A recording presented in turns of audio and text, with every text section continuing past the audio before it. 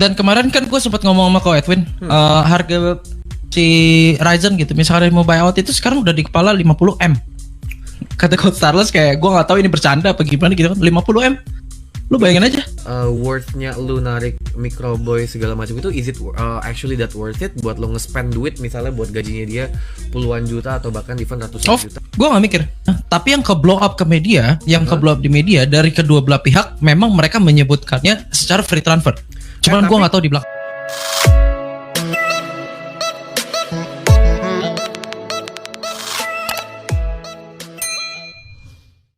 Kalau dari sisi bisnisnya, ini kan kita sama-sama tahu ya semuanya. Si Cowboy ini kan dia pindah dengan free agent. Yang anak-anak Ayan juga free agent kan jatuhnya? Apa enggak? Ini menurut gue kalau bahas ini agak sensitif ya. Soalnya kita nggak tahu data konkretnya. Oke. Sebenarnya kayak gimana? Tapi yang ke blow up ke media, ke blow up di media dari kedua belah pihak, memang mereka menyebutkannya secara free transfer. Cuman gue nggak tahu di belakangnya seperti apa. Dari Ko Edwin dari BTR Starless waktu itu udah ngasih statement bahwa emang dia abis kontrak di BTR kalau dia tiba-tiba. Iya, abis kontrak per Desember. Dia nggak mau perpanjang gitu kan?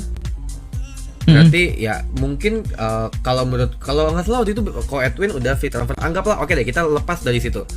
Anggaplah lo di posisi lo kan dulu lo kan juga di Bonafide nih jadi GM-nya kan, jadi CEO-nya kan. Lu kalau ngelihat dari secara bisnis nih, perpindahan lo adalah CEO-nya dari EVOS deh, lo CEO-nya EVOS.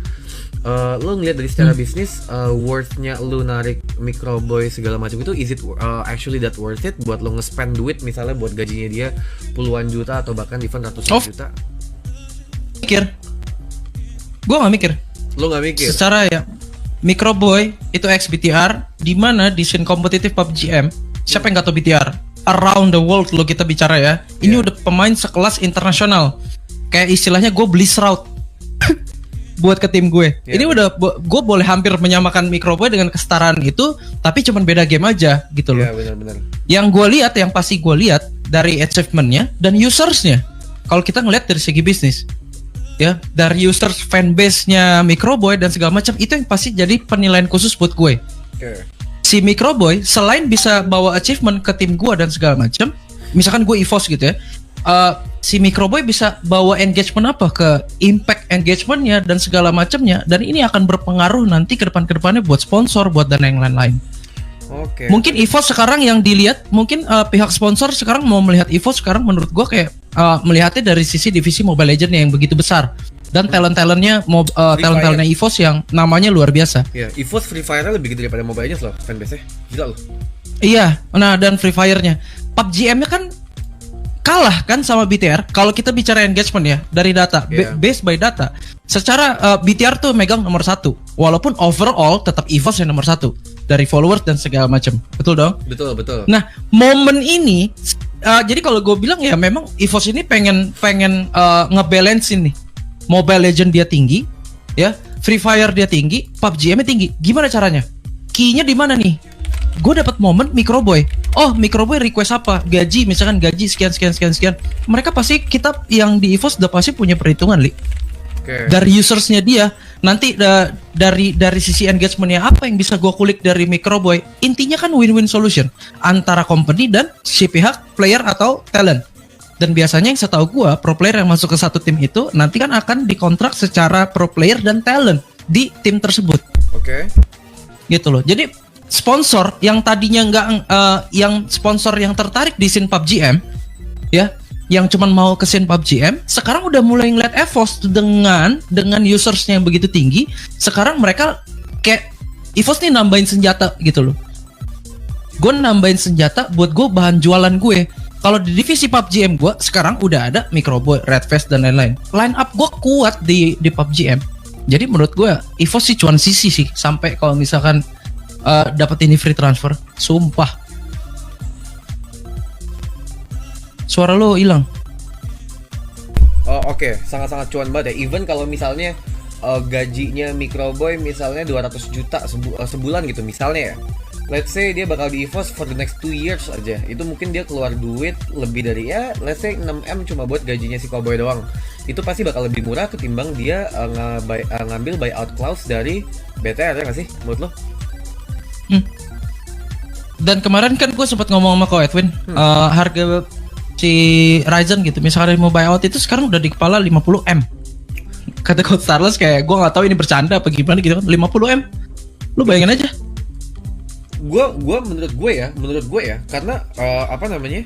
Bagi gue kayak orang sekelas BTR yang sekarang, Abi, apa namanya, si Kembar dan even Cowboy, mereka wajar kalau dihargain 5M. Oke, mungkin gini deh, dari Abi sama si Kembar deh, karena kan mereka namanya lagi naik banget kan.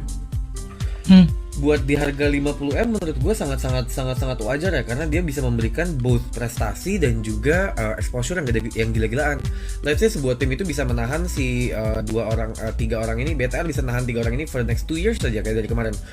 Gue yakin BTR sendiri udah menghasilkan revenue lebih dari 50M buat selama mereka lagi ada di BTR gitu loh. Dan pengembangan bisnisnya BTR kan juga jadi jauh banget, walaupun dari satu tim doang, pengembangan bisnisnya atas nama yang udah digedein dari si anak-anak 3 tadi, dia jadi bisa punya divisi yang cewek, divisi yang apa, divisi yang ini, divisi yang itu. Jadi worth value-nya tuh jauh lebih gede ketimbang 50M tadi gitu loh. Buyout clause-nya mungkin itu kan harga buat ngegawangin ya sebenarnya ya. Tapi kan as we all know, kalau tiba-tiba gue tim yang gue bilang oke, kalau 20M gue bayar sekarang langsung, mungkin itu Ko Edwin juga bakal mikir-mikir gitu dong. Pasti bakal apa namanya, bakal bisa dinego. Kalau buyout clause kan kalau lo pengen langsung beli langsung, tapi pasti ya negosiasi tetap masih boleh kan kalau kayak gitu kan, selama resmi. Ini masih ngambang sih sebenarnya kalau kita bicara masalah negosiasi, karena kita balik lagi di Indonesia belum ada penengah. Gini dah. Jadi ujung-ujungnya gini, kalau lo kemarin pas di Bonafide nih, lo punya buyout clause-nya si Bonafide Hans misalnya 50 juta. Tapi gua tim Revival TV, gue pengen bikin tim, gue ngontak lo, halo, gue pengen negoin Hans dong, gue mau nego di angka 20 juta. Itu masih boleh kan? Maksudnya diperbolehkan buat gue nego? boleh. Berarti direct dong, company ketemu company kan? Ada pembicaraan di sana. Itu boleh. Iya. Boleh banget. Dan negosiasi itu apa yang sekarang yang dinegosiasi yang angka yang tertera di dalam kontrak itu semua sebenarnya masih bisa dibicarakan. Gitu. Makanya kan di dalam company ada yang namanya hubungan relasi dan segala macam. Nah, itu penting banget sih. Kayak misalkan tim gua nih, tim Michael sama tim Irli, gue tertarik sama player lu, Li gitu misalkan. Tapi hubungan kita baik, Li. Li, ya pasti adalah omongan di luar konteks kita secara profesional as a company, different company, bahkan boleh dibilang kita tuh kompetitor. Tapi waktu kita lagi duduk bareng as a friend, itu masih ada lah kayak bisa, Li, ini boleh lah gue tertarik sama ini orang.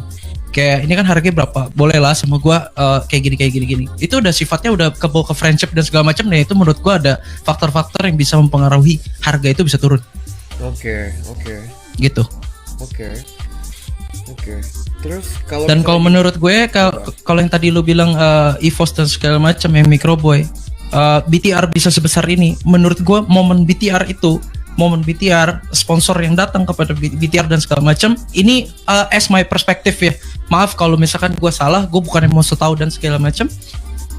BTR itu dapat momen kayak gini itu kalau gue di posisi chief di BTR ya. Ini anak bener-bener bawa rezeki buat gue. Asli bener banget.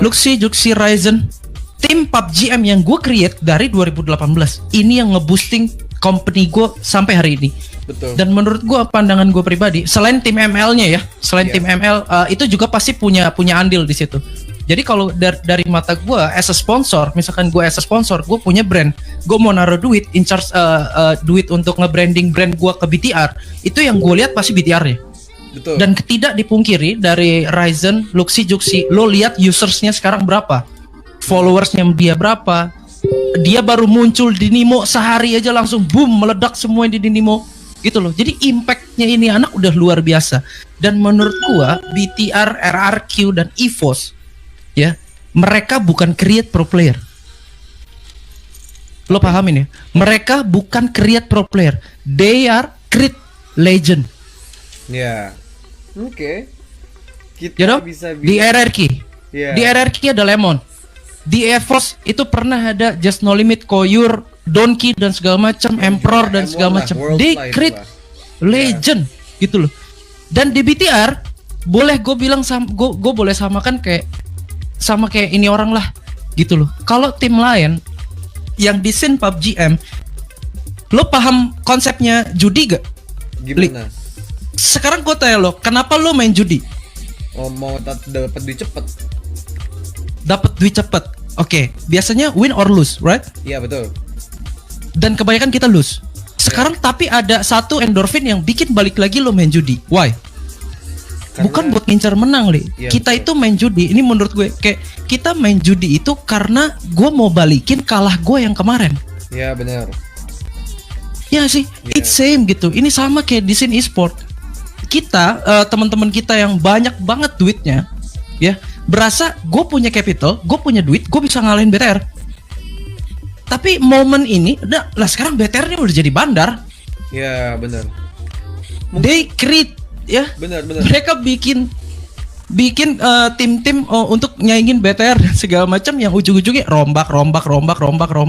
Because they lose. Benar-benar karena orang-orang tim-tim lain itu sekarang aimnya itu bukan jadi juara PMPL dulu, tapi gue bisa ngalahin BTR di Indonesia. Karena menurut gue rasa BTR itu mereka levelnya udah beda ya. Mungkin ada beberapa tim, beberapa fans yang beberapa tim yang levelnya masih kayak gini. Dia punya followers, dia punya fans ngebela dia karena gue suka sama tim ini. Let's say for example orang nge-follow Revival TV karena gue pengen Revival TV juara, atau gue itu adalah tim jagoan gue. Tapi BTR itu udah setingkat di atas. BTR itu bisa disamain sama kayak tim Indonesia ibaratnya. Kayak timnas lah.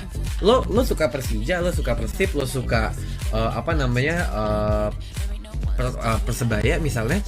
Lo mungkin bisa head on nih, lo bisa berantem nih. Tapi ketika udah kita ngomonginnya timnas, semuanya jadi satu, semuanya bawa satu bendera Indonesia. Nah, gue rasa si Bigetron itu powernya Bigetron itu adalah mereka tuh berhasil nge-branding buat saking konsistennya mereka dan saking bagusnya prestasi mereka di kancah internasional, mereka tuh udah bisa disamakan sama negara. Kayak ibaratnya ya kalau lo nanya sekarang tiba-tiba ada kejuaraan dunia PUBG lagi tapi sistemnya adalah bawa nama bendera tim Indonesia, yang bakal dikirim itu orang-orang pasti udah kayak udah BTR aja udah langsung 4-4 ya. Iya dong, ngapain lo bikin open qualifier, lo bikin apa segala macam lagi, BTR aja udah paling bisa membawa harapan kita gitu loh kayak kasarnya. Jadi BTR Ya kalau bener gue setuju banget sih. Ya kan? Nah coba gue tanya ke lo, kalau misalnya gini, lu adalah seorang CEO dari tim esports. Menurut lo harga yang layak, kita kan lagi ngomongin Microboy tadi ya, kita nggak ngomongin Luxi Ryzen deh, kan mereka emang buyout clause-nya 15M. Tapi kalau menurut lo harga yang layak dan kira-kira emang itu fair enough buat lo mau ngebeli dan tim BTR itu ngejual tuh di angka berapa sih, Kak? Kira-kira kalau beli ya untuk Microboy only aja deh. Microboy only gue akan melihat itu mungkin dari red cardnya duluan. Oke. Red card dia as a talent. Berarti by usersnya yang ada di sosial medianya si Microboy itu akan jadi salah satu nilai perspektif gue. Ini kira-kira harga worth it-nya berapa dalam sebulan expensesnya yang dikeluarkan sama Bigetron ke Microboy itu berapa? Jadi nggak mungkin BTR itu akan menjual rugi. Intinya kalau menurut gue, kalau dari segi bisnis ya namanya bisnis kan, hukum ekonomi kan modal serendah-rendahnya untung segila-gilanya gitu kan. Bener dong. Nah, ya, jadi kayak menurut gua banyak banget penilaiannya. Dan kalau lo tanya, harga dari Microboy dan segala macam, jujur gua nggak bisa jawab angkanya berapa. Nggak, kira-kira aja dah. Kalau lu pengen nawar nih, lo datang ke BTR, gue pengen beli Microboy. Harga berapa yang lo bakal kasih ke? Ya itu, gua harus minta datanya, Li.